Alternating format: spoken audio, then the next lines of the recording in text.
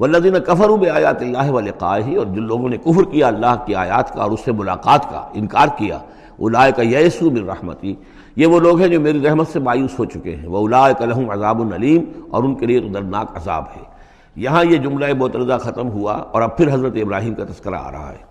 فما کان جواب قومہ، تو نہیں تھا کوئی جواب حضرت ابراہیم کی قوم کا، الا ان قالوا، سوائے اس کے کہ انہوں نے کہا اقتلوہ او حرقوہ، اس ابراہیم کو قتل کر دو یا اسے جلا دو۔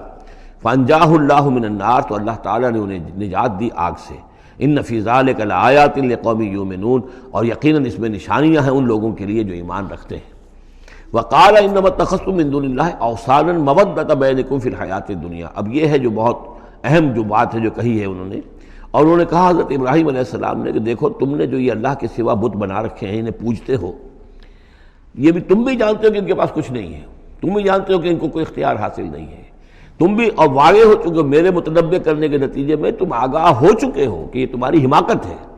لیکن تم کیوں چمٹے ہوئے ہو؟ مودۃ بینکم فی الحیات الدنیا، دنیا کی زندگی میں تمہاری باہمی محبتیں جو ہے وہ چمٹا رہی ہیں۔ اب کیا کریں، ہماری قوم ہے، ہماری برادری ہے، ہمارا خاندان ہے، وہ سب یہی کر رہا ہے، میں اگر چھوڑ دوں گا تو میں آؤٹ کاسٹ ہو جاؤں گا، میں تو نکل جاؤں گا پھر برادری سے، اکیلا آدمی کیسا رہے؟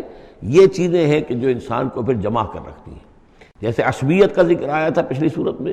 کہ اب عصبیت نہیں ہونی چاہیے، اسی طریقے سے یہ عصبیت ہی نہیں بلکہ یہ کہ جتنے بھی رشتہ داریاں ہیں، دوستیاں ہیں، کاروبار ہیں،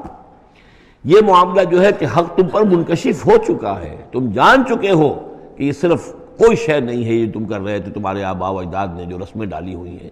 اور تمہیں میں نے متنبع کر دیا ہے، تم نے اپنے جیوں میں جھانک کر دیکھ لیا ہے، اپنے گریبان میں جھانک کر دیکھ لیا ہے، اور تم پر یہ بات منکشف ہو چکی ہے کہ جو میں کہہ رہا ہوں وہ ٹھیک ہے، پھر بھی تم جو چمٹے ہوئے ہو اپنے اس نظام کے ساتھ، تو اس کا سبب صرف ایک ہے، وقال انما اتخذتم من دون اللہ اوثانا مودۃ بینکم فی الحیاۃ الدنیا، تمہاری باہمی محبتیں جو ہیں دنیا کی زندگی میں وہ تمہیں چمٹائے رہتی ہیں۔ یہی معاملہ ہے اس دنیا میں جب کوئی تحریک اٹھتی ہے اللہ کے دین کے کام کرنے کے لیے، اور بہت مخلص لوگ اس میں شامل ہوتے ہیں، محنت کرتے ہیں، کوشش کرتے ہیں۔ فرض کیجئے کسی شخص سے کوئی غلطی ہو گئی، کوئی غلط رخ مڑ گئی تحریک، اب وہ تحریک جو ہے وہ کافی عرصے کے بعد اس کے اثرات ظاہر ہوئے، اس کے نتائج جو ہے لوگوں کے سامنے آ رہے ہیں، محسوس بھی ہو جاتا ہے کہ یہ واقعتاً ہم کسی غلط راستے پر آ گئے ہیں، لیکن یہ کہ پھر وہ ایک عصبیت جماعتی ایسی پیدا ہو جاتی ہے کہ سب کچھ ماننے کے باوجود پھر اس جماعت کو چھوڑنے کو تیار نہیں ہوتے۔ ہماری دوستیاں ہیں، ہماری رشتہ داریاں ہیں، ہمارے کاروباری تعلقات ہیں، یا یہ کہ کچھ لوگوں کے تو اپنے مفادات بھی اس میں شامل ہو جاتے ہیں، اس لیے کہ کچھ عرصے کے بعد ہر جماعت جو ہے وہ ایک فرقہ بن جاتی ہے۔ جیسے کہ آپ کو معلوم ہے کہ اللہ تعالیٰ نے اس امت کے لیے جو ہے وہ 3 چیزوں کا بندوبست کیا ہے ختم نبوت کے خلا کو پر کرنے کے لیے۔ نبوت ختم ہو گئی محمد الرسول اللہ پر، تو جو خلا پیدا ہوا وہ 3 چیزوں سے پر ہوا۔ نمبر 1، قرآن کی حفاظت کا ذمہ اللہ نے لے لیا، جبکہ نہ تورات کا لیا تھا نہ انجیل کا لیا تھا۔ نمبر 2، ہر صدی میں مجددین کے اٹھانے کا اہتمام کر لیا، ایسے لوگ اٹھاتے رہے، نبی تو نہیں ہوں گے، وہی نہیں آئے گی، لیکن وہ دین کو تازہ کریں گے، دین کی حقیقی تعلیمات جو لوگ بھول چکے ہوں گے دوبارہ یاد دلائیں گے، دین کی اصل حقائق کی طرف متوجہ کریں گے۔ اور تیسرا یہ کہ ایک جماعت ضرور قائم رہے گی حق پر، لا تزال فی امتی طائفۃ قائمین علی الحق۔ اب ہوتا کیا ہے، ایک صدی میں کوئی ایک مجدد اٹھا، اس نے محنت کی، کوشش کی، جد و جہد کی، کچھ لوگ اس کے گرد آ گئے، جمع ہو گئے، آوان و انصار ہو گئے، وہ ایک جماعت بن گئے۔ لیکن یہ کہ اگلی نسل میں کیا ہوگا، یہ لوگ جو آئے تھے اس کے ساتھ، یہ تو آئے تھے فیس ویلیو پر اس کو قبول کرنے کے، یہ دعوت صحیح ہے، لیکن ان کی اولاد اب اس لیے چمٹ رہی ہے کہ ہمارے والد تھے اس جماعت میں۔ اب یہ عصبیت کا ایک سلسلہ شروع ہوا۔ تیسری نسل میں آ کر پھر یہ ہو جاتا ہے اتنے عرصے میں اس جماعت کا ایک حلقہ بن گیا، اس کے آپس کے دوستیاں ہیں، تعلقات ہیں، لین دین بھی ہے، رشتہ داریاں بھی ہو گئی ہیں، لہذا وہ ایک فرقے کی شکل اختیار کر لیتے ہیں۔ اب اس فرقے کے ساتھ چمٹ کر لوگ رہتے ہیں، لیکن پھر اللہ تعالیٰ کسی اور کو اٹھاتا ہے، اور پھر کوئی اللہ کا بندہ جو ہے اسی کام کو اثر نو شروع کرتا ہے۔ یہی ہوتا آیا ہے، اسی لیے ہر صدی میں مجددین، اس لیے کہ تیسری نسل میں آ کر دعوت جو ہے وہ لازماً اس کے اندر خرابی پیدا ہو جاتی ہے۔ اس لیے کہ حضور نے بھی فرمایا خیر امتی قرنی ثم الذین یلونہم ثم الذین یلونہم، بہترین میری امت کا دور تو ہے میرا اپنا دور، پھر وہ جو میرے بعد ہیں، اور پھر وہ جو ان کے بعد ہیں، تو 3 نسلوں کو آپ نے خیر قرار دیا ہے۔ اس کے بعد ظاہر بات ہے زوال آیا ہے، ہمارے ہاں بھی آیا ہے۔ جب حضور کی قائم کی ہوئی جماعت میں زوال آ گیا تو اور کون ہوگا بڑا سے بڑا شخص کہ جس کی قائم کی ہوئی کسی جماعت میں زوال نہ آئے؟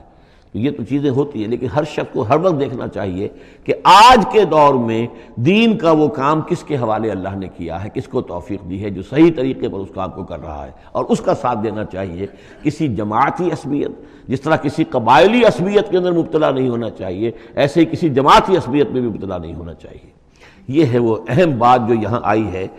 قال انما اتخذتم من دون اللہ اوثانا مودۃ بینکم فی الحیاۃ الدنیا ثم یوم القیامۃ یکفر بعضکم بعضا ببعض، پھر قیامت کے تم ایک دوسرے کا انکار کرو گے، تم ابھی تو بڑی دوستیاں ہیں، بڑا گٹھ جوڑ ہے، وَيَلْعَنُ بَعْضُكُمْ بَعْضًا، اور تم میں سے بعض دوسروں کو لعنت کریں گے، وَمَأْوَاكُمُ النَّارُ، اور تم سب کا ٹھکانہ ہوگی آگ، وَمَا لَكُم مِّن نَاصِرِينَ، اور نہیں ہوگا کوئی تمہارے لیے مدد کرنے والے۔ فآمن لہ لوط، تو حضرت لوط ایمان لے آئے حضرت ابراہیم پر، وہ ان کے بھتیجے تھے۔ وقال انی مہاجر الی ربی، اور حضرت ابراہیم نے کہا میں اپنے رب کی طرف ہجرت کر رہا ہوں۔ وہ اپنا ملک چھوڑ کر چلے آئے شام کی طرف۔ قرآن مجید میں کہیں بھی پھر اس کے بعد یہ تذکرہ نہیں ملتا کہ ان کی قوم کا کیا حشر ہوا، پیچھے ان کو ہلاک کیا گیا، کیا ہوا، واللہ عالم۔ انہ هو العزیز الحکیم، یقیناً اللہ تعالیٰ زبردست ہے، حکمت والا۔ ووہبنا لہ اسحاق و یعقوب، اور ہم نے اسے اسحاق جیسا بیٹا دیا، یعقوب جیسا پوتا دیا۔ وجعلنا فی ذریتہ النبوۃ والکتاب، اور پھر ہم نے اسی کی نسل میں، اسی کی اولاد میں نبوت اور کتاب رکھ دی۔ یہ نوٹ کر لیجئے کہ حضرت ابراہیم علیہ السلام کے بعد کوئی نبی، کوئی رسول اس دنیا میں ان کی نسل سے باہر نہیں آیا، لیکن یہ کہ ان کی نسل کہاں کہاں پھیلی ہے یہ ہم نہیں جانتے۔ حضرت ابراہیم کے بیٹے حضرت اسحاق، ان کی نسل کتنی تھی، کہاں کہاں گئی ہے۔ تورات نے تو محفوظ رکھا ہے صرف یعقوب کو، اس لیے کہ بنی اسرائیل کیونکہ یہ لوگ ہیں، اس اپنی نسلی وہ جو بات تھی اس کے حوالے سے حضرت یعقوب کے بارے میں تو ساری چیزیں موجود ہیں۔ حضرت اسحاق کی کوئی اور بیٹا بھی تھا کہ نہیں تھا؟ عیسو تھا مثلا،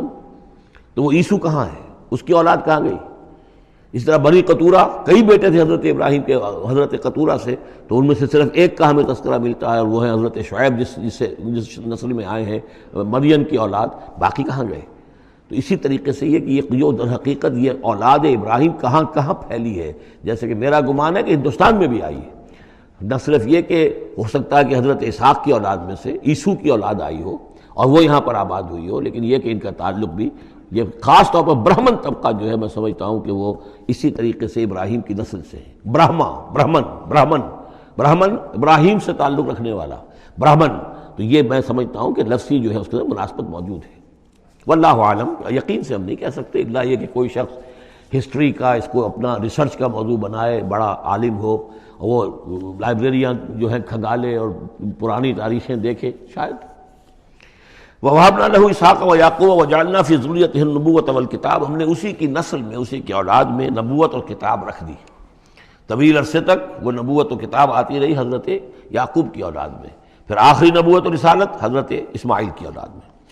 وَآتَيْنَاهُ أَجْرَهُ فِي الدُّنْيَا، ہم نے اسے اجر جو ہے دنیا میں بھی عطا فرمایا۔ وَإِنَّهُ فِي الْآخِرَةِ لَمِنَ الصَّالِحِينَ، اور یقیناً وہ آخرت میں ہمارے بڑے نیک بندوں میں سے ہیں۔ وَلُوطًا، اور ہم نے لوط کو بھیجا، اذ قَالَ لِقَوْمِهِ إِنَّكُمْ لَتَأْتُونَ الْفَاحِشَةَ، جب انہوں نے کہا اپنی قوم سے، یہ جو قوم کہا گیا مجازن، حقیقتاً وہ قوم ان کی نہیں تھی، حضرت لوط جو ہے وہ تو بھیجے گئے ہیں ان شہروں کی طرف، یہی ایک استثناء ہے، ورنہ ہر قوم کی طرف رسول اسی کی امت اسی میں سے بھیجا گیا۔ لیکن چونکہ حضرت ابراہیم کے بعد کوئی رسول کسی اور قوم میں ہو نہیں سکتا، اس لیے عامورہ اور صدوم کی بستیوں میں جو بھیجے گئے وہ حضرت لوط ہیں جو حضرت ابراہیم علیہ السلام کے بھتیجے ہیں۔ انکم لتاتون الفاحشۃ، تم لوگ بڑی بے حیائی کا ارتکاب کر رہے ہو، ما سبقکم بہا من احد من العالمین، تمام جہان والوں میں کسی قوم نے تم سے پہلے یہ حرکت نہیں کی۔ انکم لتاتون الرجال، کیا تم مردوں کی طرف آتے ہو اپنی شہوت کو پورا کرنے کے لیے، وتقطعون السبیل، اور راستہ مارتے ہو، یعنی فطرت کا راستہ تو یہ ہے، اولاد ہوتی ہے تو ہوتی ہے مرد اور عورت کے ملاپ سے، تم نے جو راستہ اختیار کیا تو گویا کہ اس فطرت کی راہ کو تم کاٹ رہے ہو۔ وَتَأْتُونَ فِي نَادِيكُمُ الْمُنكَرَ، اور تم اپنی مجلسوں میں یہ اس کا ارتکاب کرتے ہو۔ یہ ان کی بے حیائی کی اور ڈھٹائی کی انتہا ہو گئی تھی۔ فما کان جواب قومہ، تو نہیں تھا جواب اس کی قوم کا کوئی، الا ان قالوا، سوائے اس کے کہ انہوں نے کہا، ائتنا بعذاب اللہ ان کنت من الصادقین، اے لوط اگر سچے ہو تو اللہ کا عذاب لے آؤ۔ قال رب انصرنی علی القوم المفسدین، تو انہوں نے حضرت لوط نے دعا کی، پروردگار میری مدد فرما ان مفسدوں کے خلاف۔